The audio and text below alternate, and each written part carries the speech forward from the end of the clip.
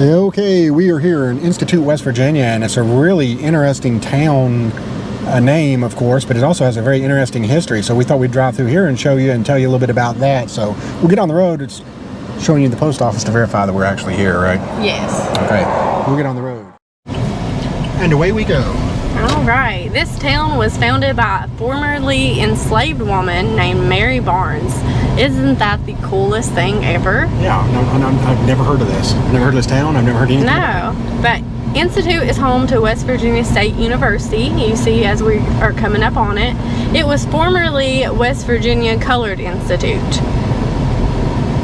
Institute is also the home of West Virginia State Police Academy. So that is really cool. As of 2018, the community had a population of 1,489. It is an unincorporated community on the Canal River in Kanawha County. So yeah, like Shane was saying, it has some really cool history to it, and we will read you some of it. So the community is the location of prehistoric Shawnee Reservation Mound, one of 3 remaining of the Adena era earthwork mounds and enclosures found in an 8-mile stretch along the river. That is in Fairgrounds Mound or Poorhouse Mound. It is located within the Shawnee Regional Park. The mound is 20 feet high and 80 feet in diameter, but was originally 25 feet high and greater than 80 feet in diameter. In the late 19th century, the Smithsonian Institution inventoried an Adena-era complex along the river and had more than 50 earthwork mounds and 10 enclosures. These works were likely built by indigenous people from approximately 300 BC to 200 AD. During a archaeological yes, exploration. My brain is fried today. During 1902, a total of 27 fully wrapped mummies were discovered in near perfect conditions due to the unique qualities of the local weather conditions. That is amazing. It is. Most of these mounds have been lost to development in the area, particularly Charleston. So, Institute just a few miles outside of Charleston. We're going into the city of Dunbar now. And Dunbar, and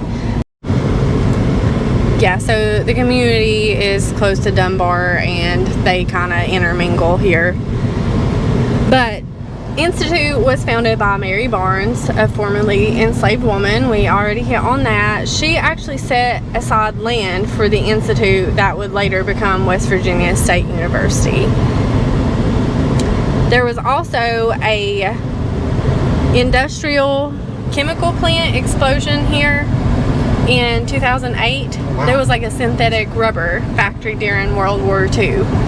So they had a major explosion in 2008. 2 people were killed and 8 were injured.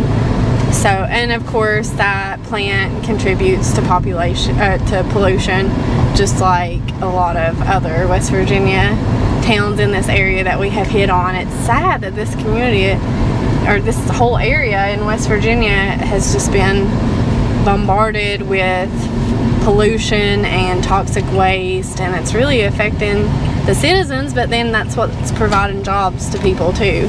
Well, that's what's strange about it, yeah, and you hear a lot about coal, of course, when you think of West Virginia and all the problems it's brought, but it seems like at the northern end of the state, you're getting more chemicals, just everybody has used and abused West Virginia, it seems like. Yeah, definitely so. I say it that way, but it's hard to not put it that way.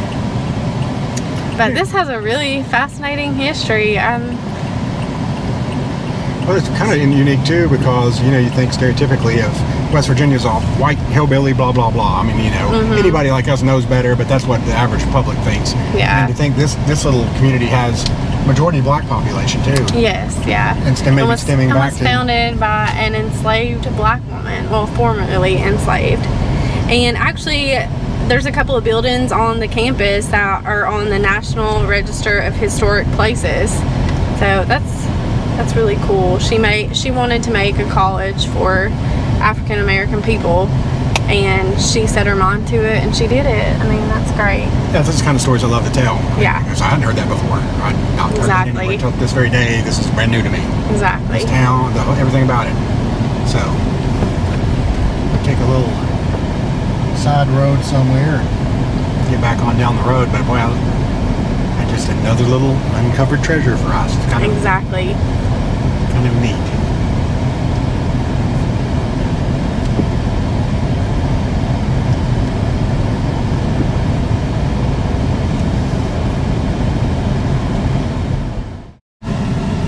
Okay, what you see before you is the mound. Right? Yep, this is it. Not a lot to it, but still a lot of historical significance for sure. Yeah. Seems like it's right on the line of Dunbar. I'm not really sure. It's just, the address is the Shawnee Regional Park in Kanawha County, West Virginia. Yeah. So, but that is the mound that we were talking about. So we just wanted to give you guys a peek of it. So if it is Dunbar, you can throw a rock into Institute. So. Exactly. Yeah. All right.